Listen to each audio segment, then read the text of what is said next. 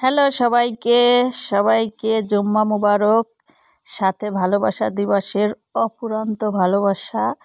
আর আজকে হচ্ছে আমাদের মুসলমানদের জন্য আরেকটা খুবই একটা ভালো দিন, শবে বরাতের দিন। তো আজকে হচ্ছে আমাদের হচ্ছে চাউলের রুটি আর হচ্ছে হালুয়া খাওয়ার দিন। বাট দুঃখিত, আমি হচ্ছে চাউলের রুটি বা হালুয়া কোনো কিছুই বানাইতে পারি না তেমন। চেষ্টা করলে পারি, বাট চেষ্টাটাই করা হয়ে ওঠে না।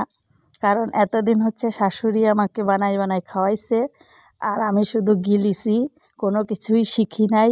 আমি হচ্ছে একদম অলসের ডিব্বা বলতে পারো। শুধু শাশুড়ি ভালো ভালো খাবার রান্না করে দিয়েছে, আর ঢাকা থেকে বেড়াতে আইছি, বেড়াইয়ে খাইয়ে দেয় আবার ঢাকা চলে গেছি। এই হলো আমার জীবন। এখন গ্রামে এসে তো ধরা পড়ে গেছি। এখন শাশুড়ি বাড়ি থাকলে অবশ্য আজকে অবশ্যই চাউলের রুটি আর হচ্ছে হালুয়া, মাংস এগুলো রান্না এতক্ষণে হয়ে যেত।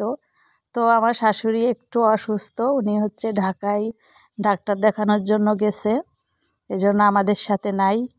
দোয়া করি শাশুড়ি আম্মা, তুমি তাড়াতাড়ি সুস্থ হয়ে আমার মাঝে ফিরে আসো, আবার আমাকে ভালো ভালো রান্না করে খাওয়াও। তো কথা হচ্ছে যে কোনো একটা কিছু তো আয়োজন করতেই হবে, যেহেতু আজকে বিশেষ দুইটা দিবস। যাই হোক, বিশেষ দিন আজকে। তো আজকে হচ্ছে এক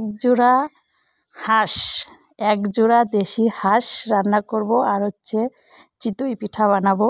চিতই পিঠাও কিন্তু আমি ভালো বানাইতে পারি না, যাই হোক যা পারি আর কি। তো মাংস টাংস এগুলো আমি খুব টেস্টি করে রান্না করতে পারি। এক জোড়া হাঁস রান্না করব, মানে দুইটা, কারণ হচ্ছে আমাদের ফ্যামিলিতে আমরা অনেকেই হয়ে গেছি, মানে হাঁস খাওয়ার জন্য অনেকেই হয়ে গেছি। এজন্য হচ্ছে ভাবলাম যে একটা হাঁস রান্না করলে হবে না, দুইটা হাঁস একসাথে রান্না করে সবাই মিলে একসাথে খাই। তো আজকে মেয়েটাও একটু হেল্প করছে, ও হচ্ছে অন্য দিন হেল্প করে না, আজকে যেহেতু অনেক ঝামেলা, অনেক কিছু রান্না করব, ও একটু সব কিছু গোছগাছ করে দিছে। তারপর ফাইনালি আমি মাটির চুলায় হাঁসের মাংস রান্না করতেছি।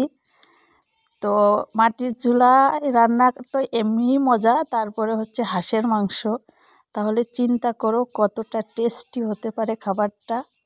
তো হেভি টেস্টি হবে। আর হচ্ছে চিতই পিঠা বানাবো, ভাবছি রুটি বানাবো, দু একদিন পরে বানাই খাওয়ানি। আজকে চিতই পিঠা খাই, তো না বানাইতে পারলেও ট্রাই করব, সেটাও তোমাদের সাথে শেয়ার করব। আর আমার ভিডিও ভালো লাগলে অবশ্যই কিন্তু লাইক কমেন্ট শেয়ার করবা, পাশে থাকবা। আমিও আলহামদুলিল্লাহ তোমাদের পাশে থাকবো। তো চিতই পিঠাটাই যে বানাচ্ছি, হাঁসের মাংসটা রান্না করা হয়ে গেছে, এখন হচ্ছে পিঠা বানাবো, তারপরে সবাই একবারে চুলার কাছে বসেই আমরা খাই, মানে গরম গরম।